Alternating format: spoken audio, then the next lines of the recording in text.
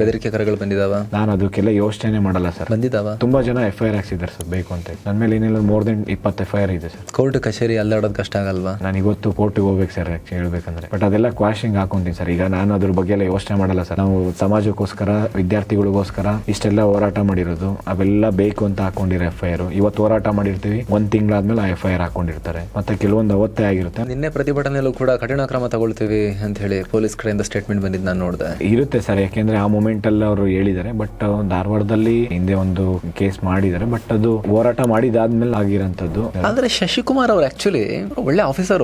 ಅವ್ರಿಗೆ ಪ್ರೆಷರ್ ಇದೆಯಾ ಸರ್ಕಾರದಿಂದ ಆಕ್ಷನ್ ತಗೊಳ್ಳಿ, ಸ್ವಲ್ಪ ಸ್ಟ್ರಿಕ್ಟ್ ಆಗಿರಿ, ಟೈಟ್ ಆಗಿರಿ ಅಂತ ಹೇಳಿ? ಖಂಡಿತ ಸರ್, ಯಾಕೆಂದ್ರೆ ಸರ್ಕಾರದಿಂದ ಅವ್ರ ಮೇಲೆ ಒತ್ತಡ ಇದೆ.